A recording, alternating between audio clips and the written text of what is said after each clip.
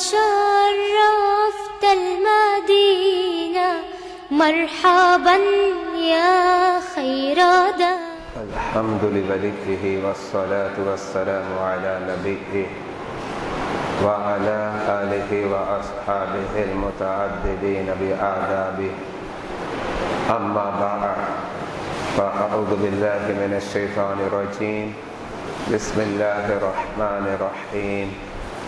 أولئك كتب في قلوبهم الإيمان وأيدهم بروح منه. صدق الله مولانا العظيم وصدق رسوله النبي الأمين الكريم. إن الله وملائكته يصلون على النبي يا أيها الذين آمنوا صلوا عليه وسلموا تسليما. اللهم صل على سيدنا مولانا محمد معدن الجود والكرم منبع العلم والحلم والحكم وآله وبارك وسلم. صلاة والسلام عليك يا سيدي يا رسول الله. الصلاة والسلام عليك يا حبيب الله.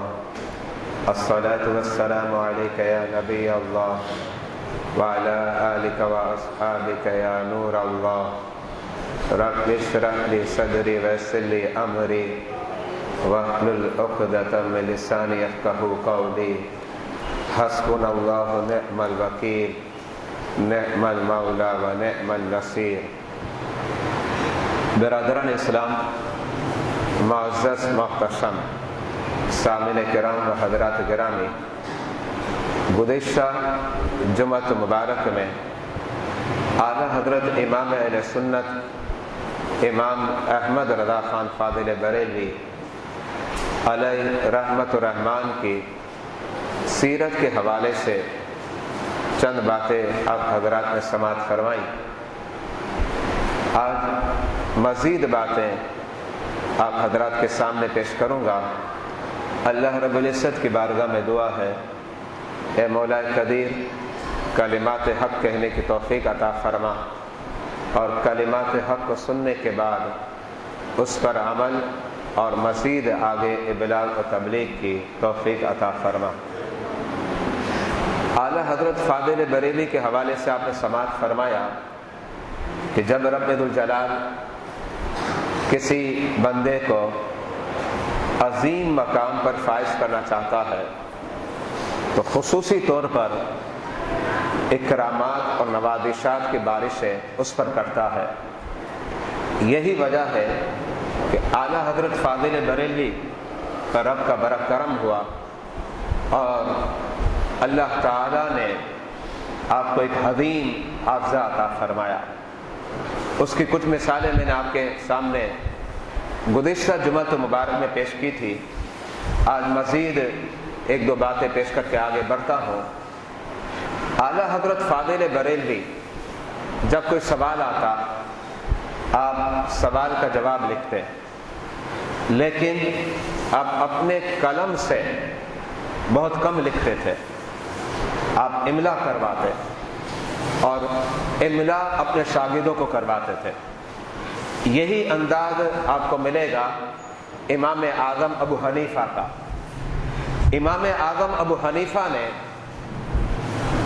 اکثر املا کروایا اور آج جو کتابیں امام اعظم ابو حنیفہ سے منسوب ہیں ان میں اکثر آپ کو اسی انداز میں ملے گی کہ آپ کے شاگردوں نے اسے لکھا ہے.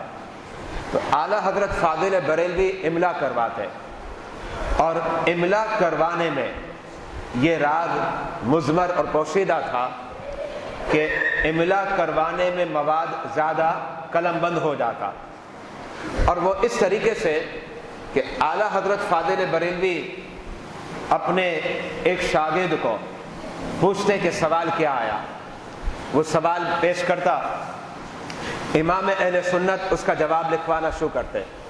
اور آپ کو پتہ ہے کہ جب کوئی شخص املا کرواتا ہے اس کی زبان کی جو رفتار ہے وہ تیز ہوتی ہے، اور جو لکھتا ہے اس کا قلم جو ہے وہ دھیرے دھیرے چلتا ہے. اعلیٰ حضرت جملہ لکھواتے اور پھر اس کے بعد دوسرے سے سوال کرتے اور دوسرے کو بھی جواب لکھوانا شروع کر دیتے، اور اس طریقے سے ایک وقت میں آپ ایک شخص کو نہیں بلکہ 4 افراد کو سوالات کے جوابات لکھواتے، اور جب سوالات کے جوابات اب لکھواتے تو ایک کو لکھوانے کے بعد جب دوسرے کو لکھوانا شروع کرتے، اب یہ نہیں پوچھتے تھے کہ میں نے کہاں تک جواب لکھوایا، بلکہ آپ کے ذہن میں ہوتا کہ میں نے اس مقام تک جواب لکھوایا ہے، اسی مقام سے آگے آپ لکھوانا شروع فرما دیتے۔ یہ رب الجلال نے امام اہل سنت کو حافظہ عطا فرمایا، اور متعدد مرتبہ ہوتا آپ کتابوں کو نہیں دیکھتے بلکہ آنکھیں بند کرتے اور لکھوانا شروع کر دیتے۔ ایسا لگتا ہے جب امام اہل سنت اپنی آنکھوں کو بند کرتے، رب الجلال وہ کتاب کھول کر امام اہل سنت کے سامنے پیش فرما دیتا، اور آپ کتابوں کو دیکھتے ہوئے عبارت لفظ تو لفظ لکھوا دیا کرتے۔ رب الجلال نے ایسا حافظہ عطا فرمایا، اور ایسا علم کسبی تھا اور علم وہبی اور لدنی تھا کہ آپ لکھواتے جاتے اور گویا آپ کی نگاہ کتابوں پر جمی ہوتی اور اسی انداز میں لکھوا دیا کرتے۔ بلکہ ایک مرتبہ ایسا ہوا، آپ کے بڑے پیارے اور چہیتے خلیفہ مصنف بہار شریعت آپ کی بارگاہ میں عرض کرتے ہیں، فرماتے ہیں کہ کوئی قرآن کا اردو زبان میں ترجمہ لکھوا دے۔ بعض تراجم مارکیٹ کے اندر موجود ہیں، لیکن وہ تراجم تسلی بخش نہیں ہے، اور بعض مرتبہ تو ایسا لگتا ہے کہ ان پر شدید قسم کا اعتراض ہو جائے۔ ایسے تراجم اردو زبان میں موجود ہیں، لیکن میں چاہتا ہوں کہ ایک سلیس انداز میں اور ایسا انداز ہو جو روح قرآن ہو، اس انداز میں آپ ترجمہ لکھوا دیں۔ اعلیٰ حضرت فاضل بریلوی نے فرمایا ترجمہ قرآن لکھنے کے لیے وقت چاہیے، میرے پاس وقت نہیں ہے کہ میں لکھواؤں۔ صدر الشریعہ بدر الطریقہ علامہ امجد علی اعظمی بار بار اصرار فرماتے، بالآخر امام اہل سنت اس بات پر آمادہ ہو گئے، لیکن وقت کتنا دیا؟ فرمایا یہ جو وقت ہے میرا عصر کے بعد، اس میں لوگ مجھ سے سوالات کرتے ہیں، میں سوالات کے جوابات بیان کرتا ہوں، آپ اسی دوران قرآن کی آیتیں پڑھیں اور سورتوں کی تلاوت کریں، میں آپ کو زبانی ترجمہ لکھواؤں گا، آپ لکھ دیں۔ اعلیٰ حضرت فاضل بریلوی کے حکم پر صدر الشریعہ بدر الطریقہ نے یہ انداز اختیار کیا۔ آپ آیت کریمہ پڑھتے، بسم اللہ الرحمن الرحیم الحمدللہ رب العالمین۔ اعلیٰ حضرت فاضل بریلوی اب ترجمہ لکھواتے، کہا اس کا ترجمہ یہ ہے، اب آگے پڑھتے، اس کا ترجمہ یہ ہے۔ اس طریقے سے امام اہل سنت نے ترجمہ قرآن جو ہے اس کا املا کروایا۔ صدر الشریعہ فرماتے ہیں ابتدائی دنوں میں تھوڑا تذبذب کا شکار ہو گیا کہ جب قرآن کا ترجمہ لکھوا رہے ہیں تو کہیں ایسا نہ ہو جائے کہ کوئی خطا اور غلطی ہو جائے۔ صدر الشریعہ بدر الطریقہ کیا کرتے؟ اعلیٰ حضرت فاضل بریلوی جب ترجمہ لکھواتے، اب اس کے بعد آپ خالی اوقات میں آپ تفاسیر کا مطالعہ کرتے اور دیکھتے کہ تفاسیر میں اس آیت کریمہ کے تحت کیا اقوال موجود ہے۔ صدر الشریعہ بتاتے اعلیٰ حضرت نے جو املا کروایا، میں تفاسیر کو کھول کر دیکھتا، ان کے اوراق کو ٹٹول کر دیکھتا تو میں دیکھتا امام اہل سنت کا ترجمہ تفاسیر کے عین مطابق نظر آتا، تفاسیر کے عین مطابق نظر آتا ہے۔ میں پوچھنا چاہتا ہوں دور موجودہ میں اتنا بڑا عالم کہاں سے ملے گا؟ لیکن یاد رکھیے گا جب رب الجلال عوام نہیں، خواص نہیں، بلکہ درجہ اتنا عظیم عطا فرماتا ہے کہ اب اس کا شمار اخص الخواص ہوتا ہے، تو پھر ایسی شان رب الجلال اپنے فضل و کرم سے عطا فرما دیتا ہے کہ اعلیٰ حضرت فاضل بریلوی امام اہل سنت قرآن کا ترجمہ لکھوا رہے ہیں، اور صدر الشریعہ تفاسیر سے جب ملاتے ہیں تو فرماتے ہیں میں حیرت زدہ رہ جاتا کہ کس طریقے سے امام اہل سنت برجستہ قرآن کا ترجمہ لکھواتے اور تفاسیر کو دیکھتا تو پھر ذرہ برابر اس میں کوئی فرق مجھے نظر نہیں آتا۔ تو رب ذوالجلال نے امام اہل سنت کو بڑی شان عطا فرمائی۔ آپ کی عمر 8 برس کی تھی۔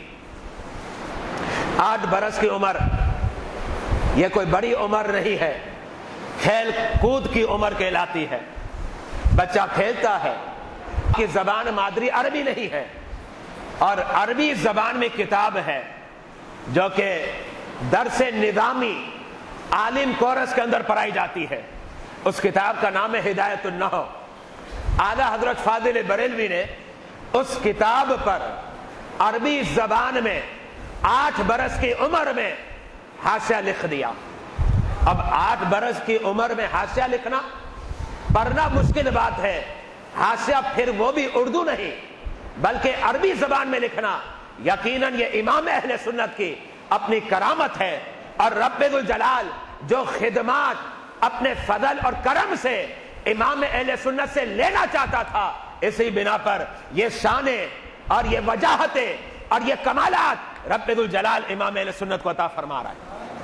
اعلیٰ حضرت فاضل بریلوی جب دوسری مرتبہ آپ حج کے لیے تشریف لے گئے تو آپ کے معاندین جو آپ سے حسد رکھتے تھے اور وہ چاہتے تھے کہ کسی طریقے سے امام اہل سنت کے کمزور پوائنٹ مل جائے، ویک پوائنٹ، اور پھر امام اہل سنت پر حملہ کیا جائے، اور ان کا تعلق اپنوں سے نہیں تھا، اغیار سے تعلق ہے۔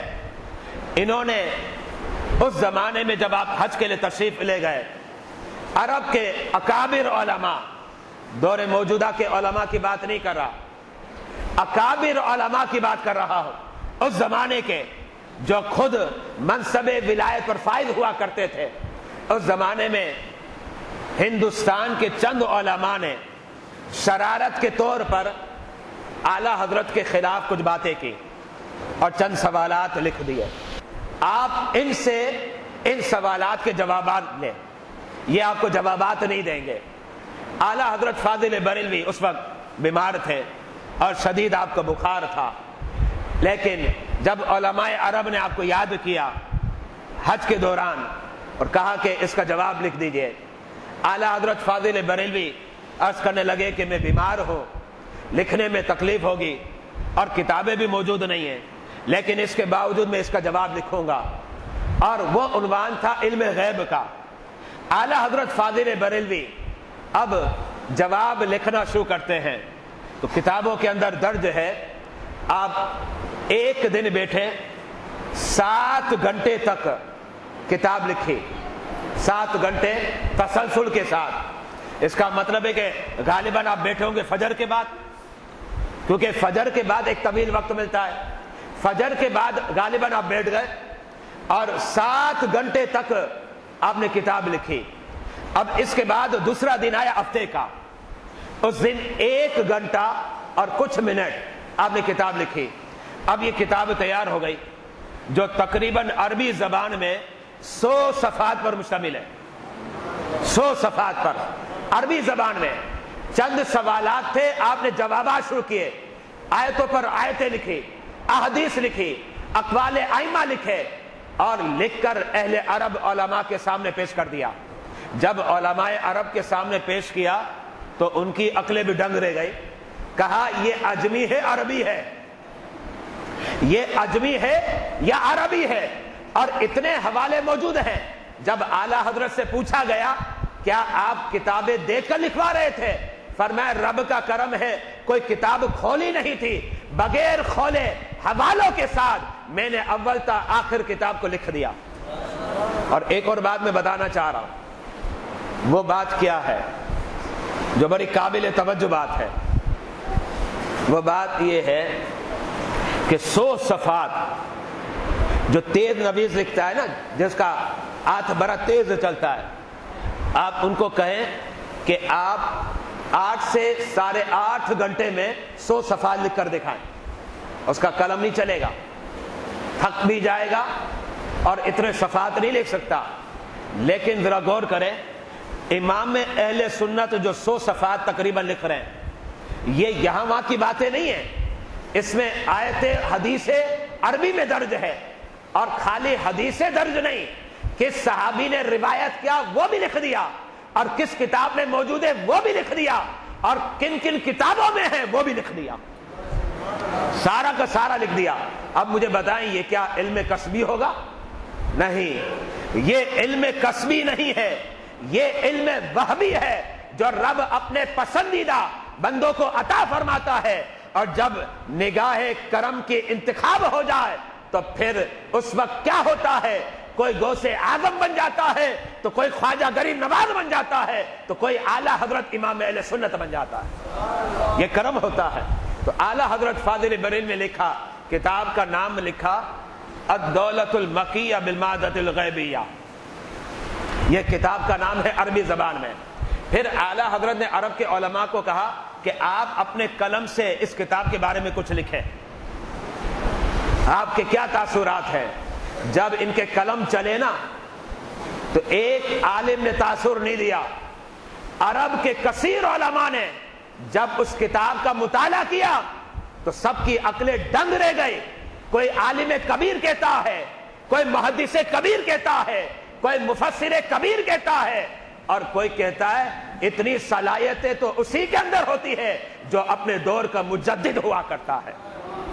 یہ اعلیٰ حضرت فاضل بریلوی کے بارے میں عرب کے اس زمانے کے علماء، جب سلطنتیں یہ سمجھے کہ یہ سعودی حکومت نہیں تھی بلکہ اہل حق کی حکومت تھی، جن کے دلوں میں مسلمانوں کا درد ہوتا تھا، اور اس زمانے کے جو اکابر علماء تھے اور بڑے بڑے منصب پر فائز تھے، جب اعلیٰ حضرت کی کتاب کو دیکھتے ہیں تو تعریفات کے پل باندھ دیے اور اس طریقے سے تاثر دے دیا کہ واقعی کسی بہت بڑے عالم نے اس کتاب کو لکھا ہے۔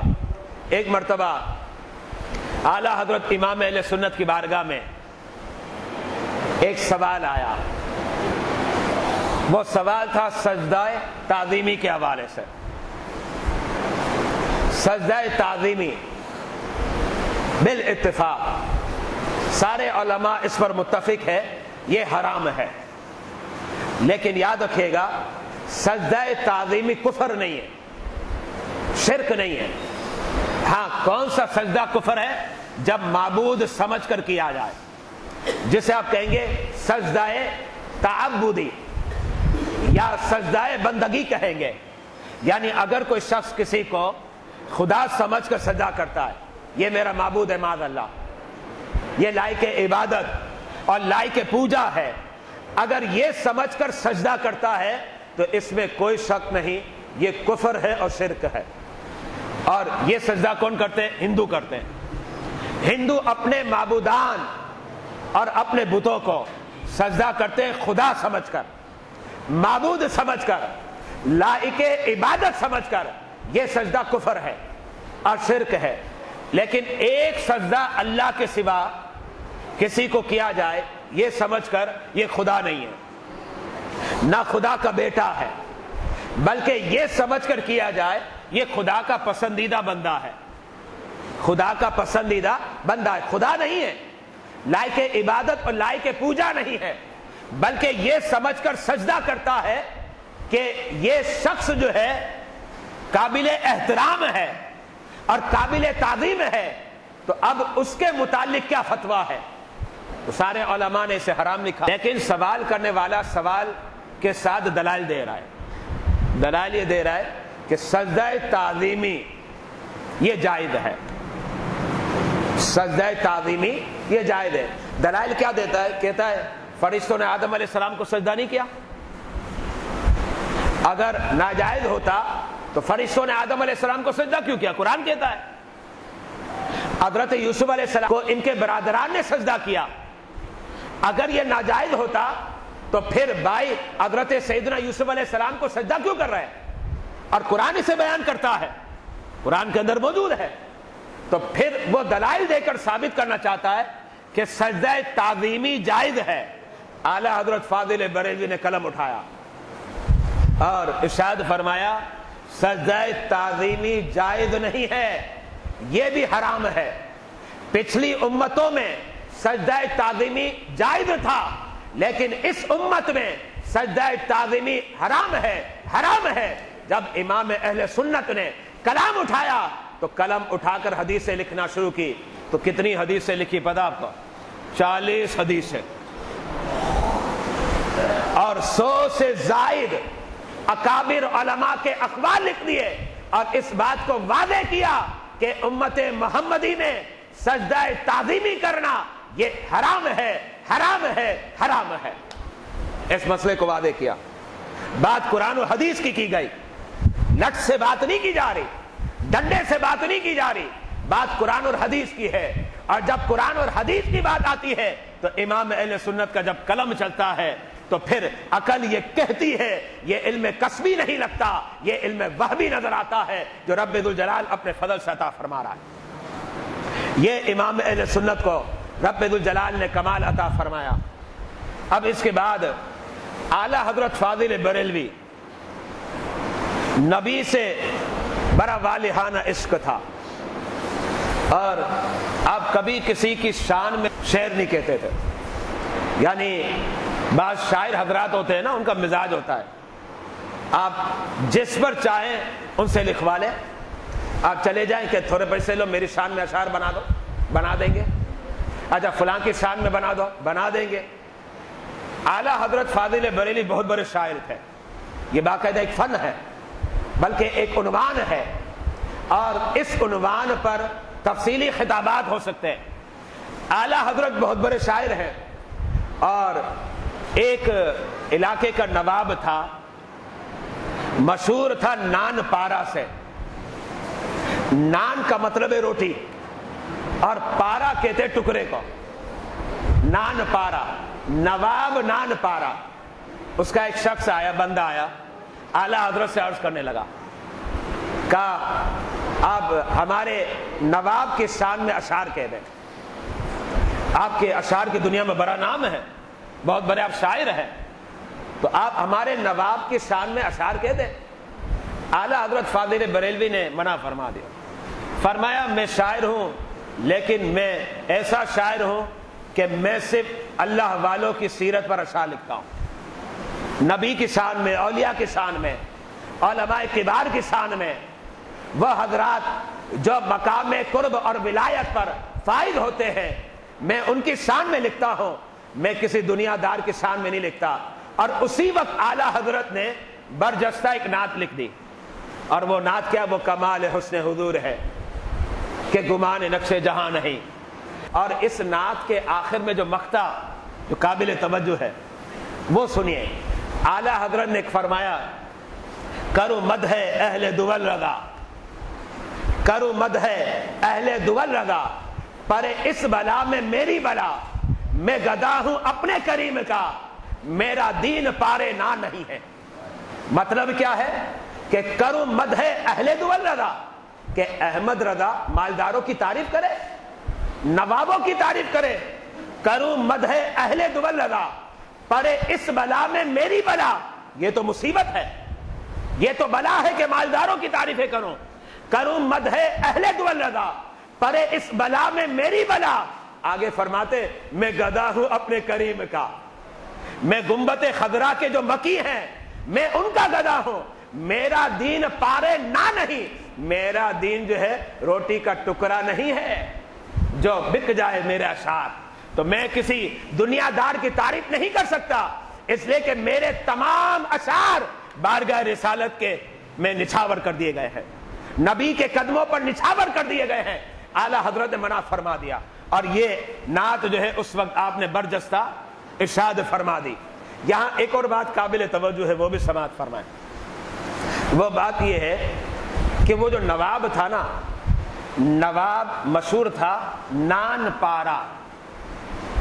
اب دیکھیں لفظ کیا ہے، نان پارا، پہلے لفظ آیا نان، پھر لفظ آتا ہے پارا۔ اور اعلیٰ حضرت نے جب شعر ارشاد فرمایا تو کیا ہے، کر مدح اہل دول رضا، پر اس بلا میں میری بلا، میں گدا ہوں اپنے کریم کا، میرا دین پارے نان نہیں۔ اعلیٰ حضرت نے کیا کیا، وہ مشہور تھا نان پارا، اعلیٰ حضرت نے کر دیا پارے نان۔ یعنی پہلا والا لفظ بعد میں لے آئے اور بعد والا لفظ پہلے لے آئے، اور یہ لا کر بتانا چاہتے ہیں کہ جب دنیا دار آتے ہیں تو پھر میرا رویہ اور تیور ایسا ہوتا ہے، اس لیے کہ میرے اشعار جو ہے نبی کے قدموں پر قربان ہے، نبی کی عظمتیں بیان کرنے پر قربان ہو گئے۔ اعلی حضرت فاضل بریلوی نے 1316 ہجری میں ختم نبوت کے حوالے سے ایک رسالہ لکھا اور اس میں دلائل دیے کہ پیارے مصطفیٰ آخری نبی ہیں، اور اس رسالے کا نام ہے، عربی میں نام آپ لکھتے ہیں، جزا اللہ ادوبہ بإبائہ ختم النبوہ، اور اس کے اندر کثیر دلائل دے کر امام اہل سنت نے اس بات کو واضح کیا کہ میرے مصطفیٰ علیہ الصلوۃ والسلام آخری نبی ہے۔ یہ رسالہ آپ نے لکھا 1316 ہجری میں۔ پھر اس کے بعد آپ نے ایک اور رسالہ لکھا، اور اس رسالے کا نام ہے السو والعقاب علی المسیح الکذاب۔ اس میں بھی قادیانیوں کی مخالفت میں لکھا، ان کے رد میں، اور اس بات کو واضح کیا کہ محمد مصطفیٰ علیہ الصلوۃ والسلام آخری نبی ہے۔ یہ آپ نے لکھا 1320 ہجری میں۔ پھر اس کے بعد اعلی حضرت فاضل بریلوی نے ایک اور رسالہ لکھا، اور اس رسالے کا نام ہے قہر الدیان علی مرتد بقادیان۔ یہ آپ نے لکھا 1323 ہجری میں۔ اور اس کے بعد آپ نے ایک اور رسالہ لکھا، اور وہ رسالہ لکھا 1326 ہجری میں اسی عنوان پر۔ اس کا نام ہے المبین ختم النبیین۔ اور پھر آپ کا وصال ہوا 1340 ہجری میں، صفر کے مہینے میں، 25 صفر کو آپ کا وصال ہوا۔